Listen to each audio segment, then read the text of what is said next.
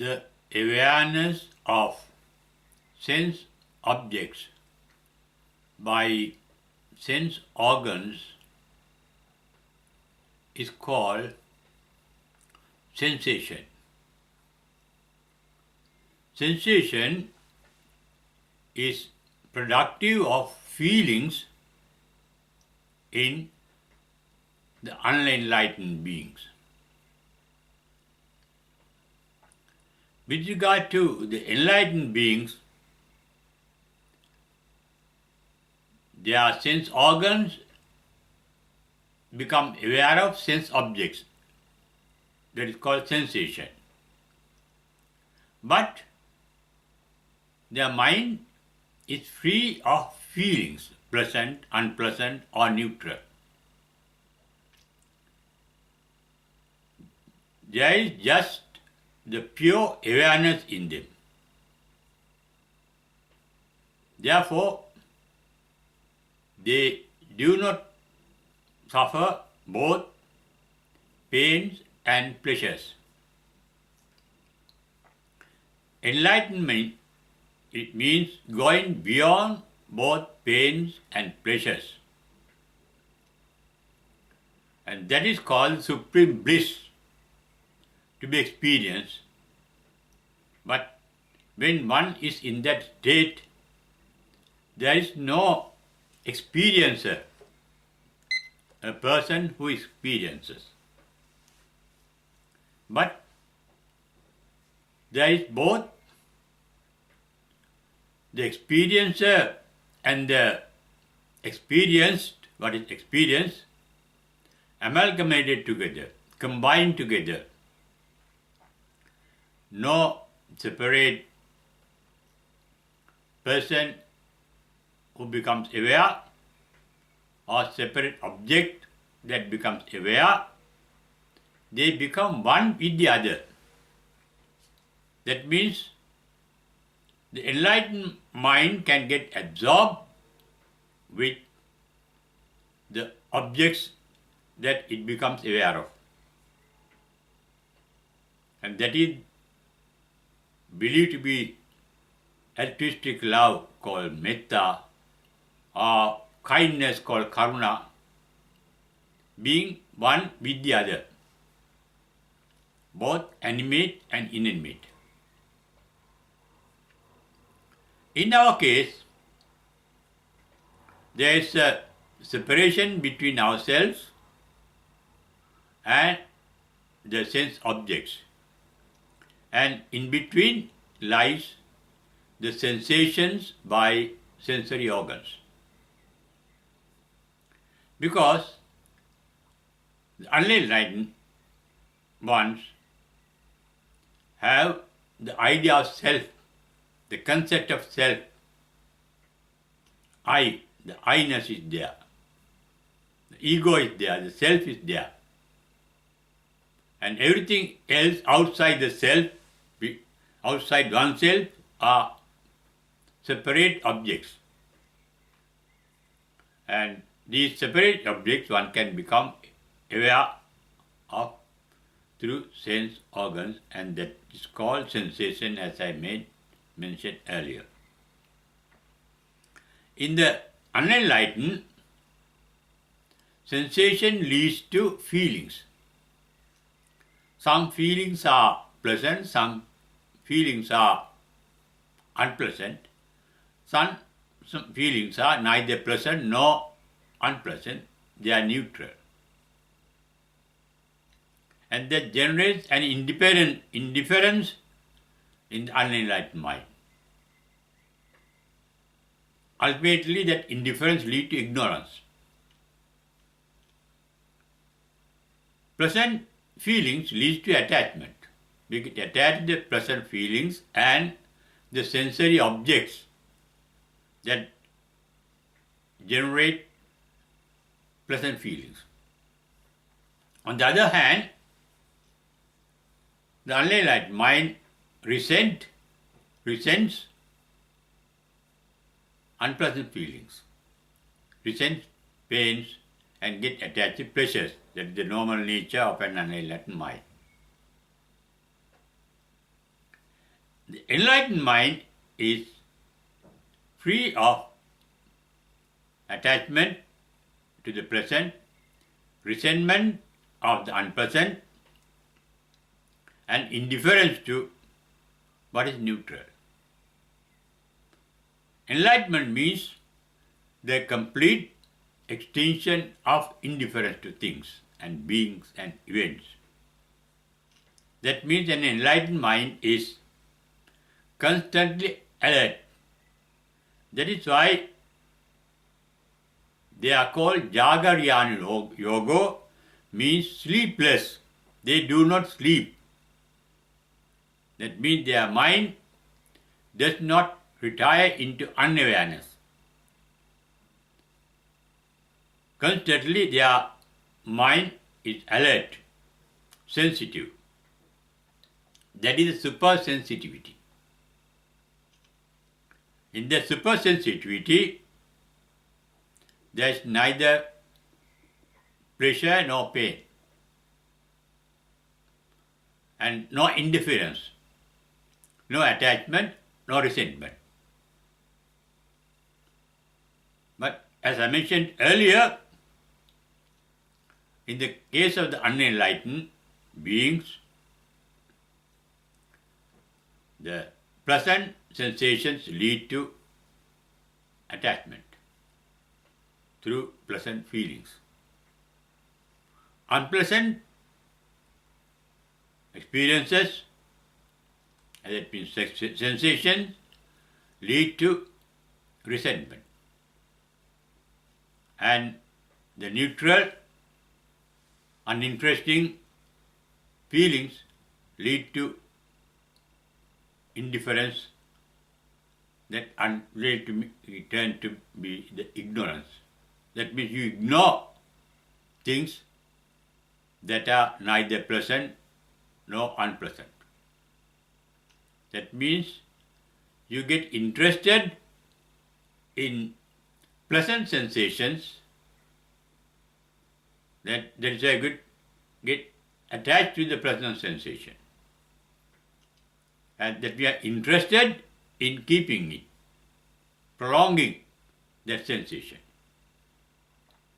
With regard to unpleasant sensation, the unenlightened mind resents unpleasant sensation. That means it is alert to get rid of that unpleasantness. But when a thing or an event or a being is neutral in sensation, the unenlightened beings are not interested, and their mind becomes lethargic, indifferent, and lead to ignorance. The path to enlightenment is keeping an alert mind and keeping constant awareness of sensations. And that is called sati in Pali. And in English it is translated as mindfulness. That means a mind that is constantly aware. And practicing constant awareness, mindfulness, is a Buddhist technique ultimately leading to enlightenment.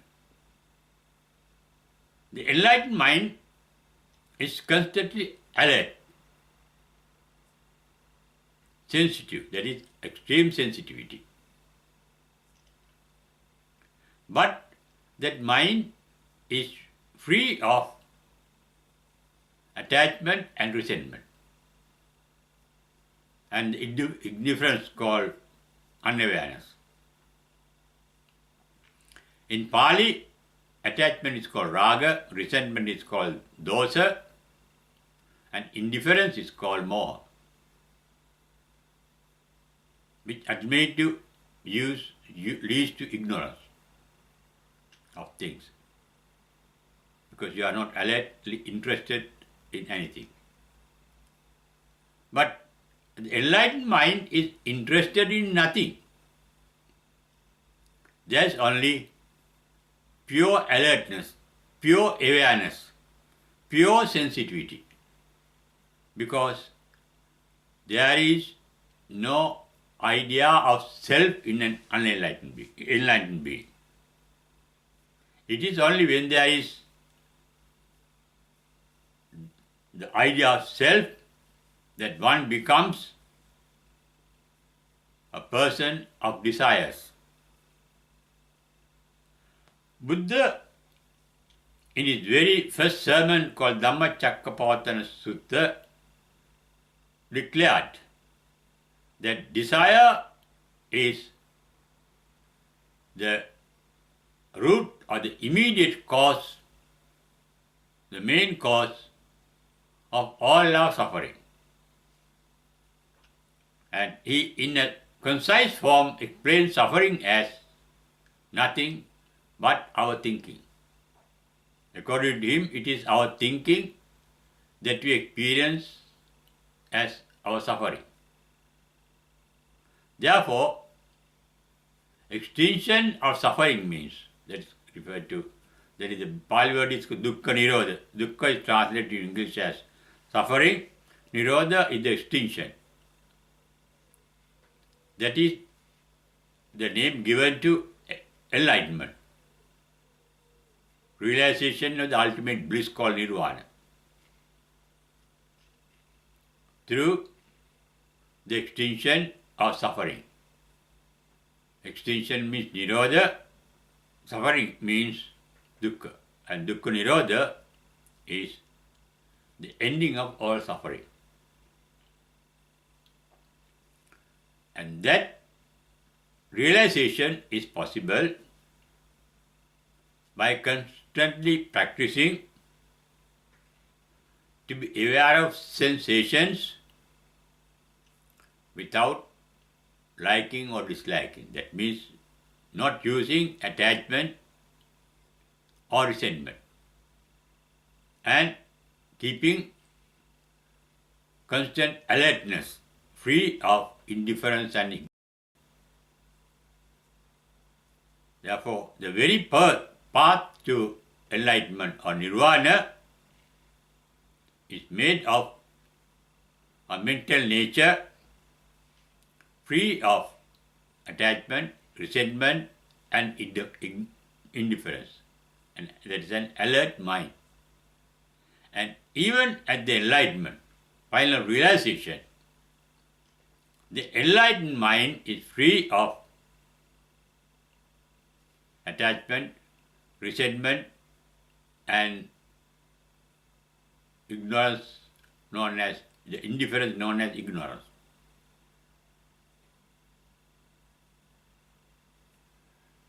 And such a mind is called the supremely blissful mind, because there is nothing to be pleased or displeased with, or to be indifferent with. That means there is the capacity to accept things as they are, without labeling them, good or bad, pleasant or unpleasant. Their sensation is there, that means sense awareness is there, without feeling. In the case of enlightened beings, the awareness is there, but associated with feelings, pleasant, unpleasant, or neutral. That is the difference between the awareness of an enlightened one and an unenlightened one. When there are pleasant and unpleasant sensations, ultimately both of them lead to suffering, mental suffering. Pleasant feelings cannot last long. With the nature of the entire universe and every item in it is the universal dynamic nature.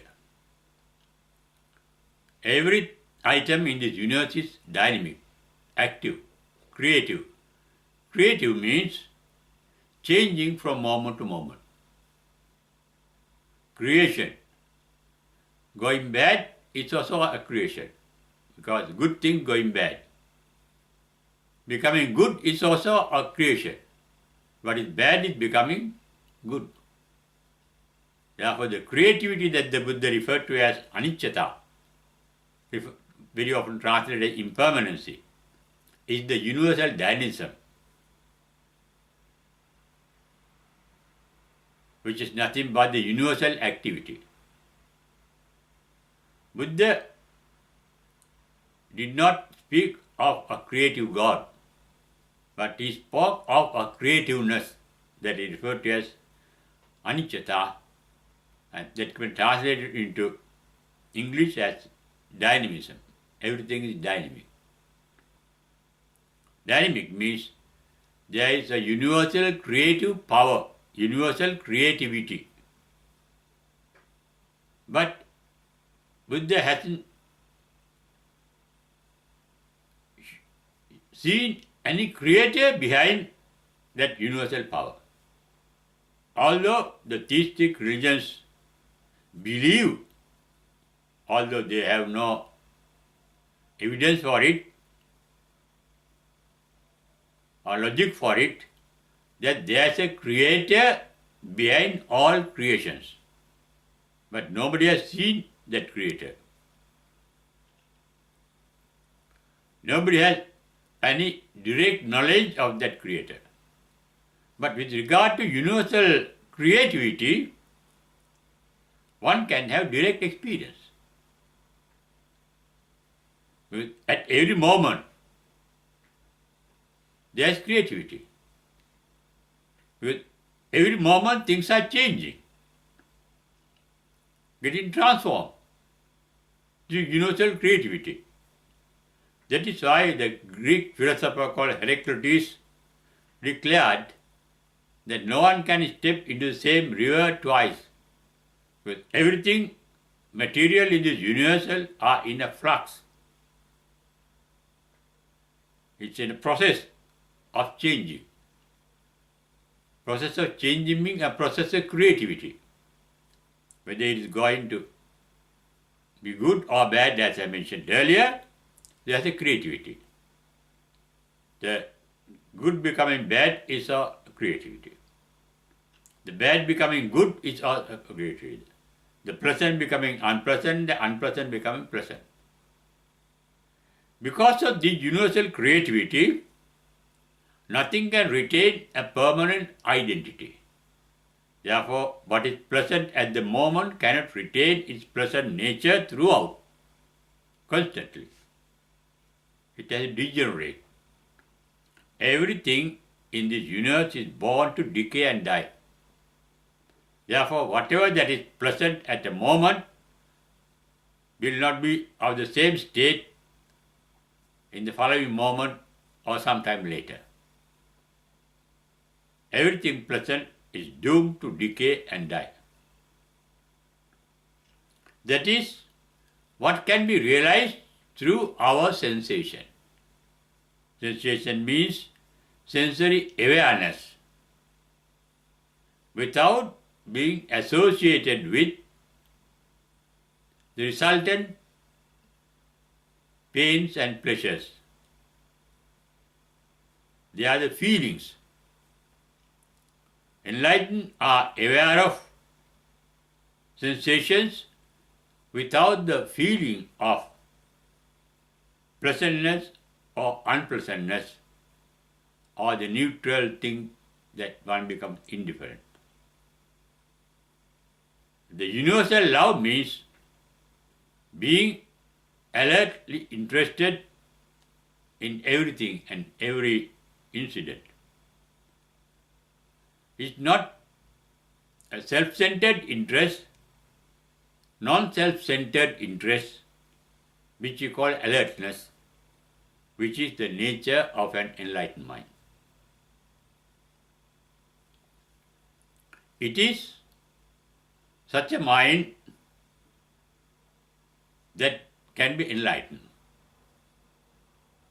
And the path to enlightenment is a path free of likes, dislikes, and indifference. That is the meditative mind in the Buddhist system. And that is the practice of mindfulness of awareness through all sense organs. The inner sense organ called the mind, and the outer sense organ called eye, ear, nose, tongue, skin, etc. They are sensitive to sense objects. Meditation is being aware of such sensations without liking or disliking. That means without attachment or resentment. But being fully alert. That means without indifference or ignorance.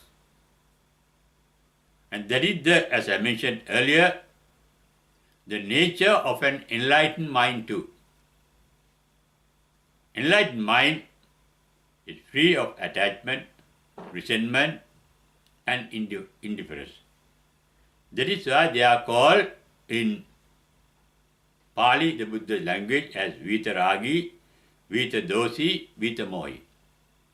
Raga means attachment. Dosa means resentment. Moha means indifference. Enlightenment means the extinction of attachment, resentment, and ignorance. And the sensation remains intact but without feelings, without pleasant feeling, unpleasant feeling, or neutral feelings. Fully alert, fully blissful, nothing to worry about. And that is an empty mind. When you like something, the mind is speaking, creating a mental image and liking it. When you say, I dislike, that's a mental image, an inner speech of the mind. Even when you are indifferent, you are not interested. I am not interested. I don't care. That means without the mind. The mind means mind. You mind something, you become interested, careful about it. You become careless, negligent. The alert mind, the enlightened mind, is not negligent. It is always alert. Therefore, enlightenment is turned to be, as I mentioned earlier, the extinction of attachment, resentment, and indifference. And as mentioned earlier, that is why the enlightened ones are called Vitaragi, Vitadosi, Vitamohi. Raga means attachment, dosa means resentment, as I mentioned earlier, and moha means indifference that lead to ignorance. The enlightened mind is an alive mind, a living mind.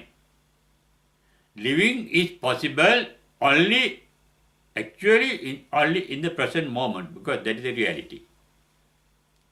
When you think of your past, the mind is not in the living present but in the dead past. That mind is a dead mind, not a real mind. That mind is not facing the reality of the present moment, but the image, illusory image of the past. Similarly, that mind, when it thinks of the unborn future, hopes and so on, dreams, they are illusions. They are mental images. An enlightened mind is the mind free from all mental images. That is why that enlightened mind is called sunyata, void. Enlightenment or the nirvana is nothing but emptiness of the mind. emptiness of the content of the mind. The content of the mind is nothing but our thoughts and feelings.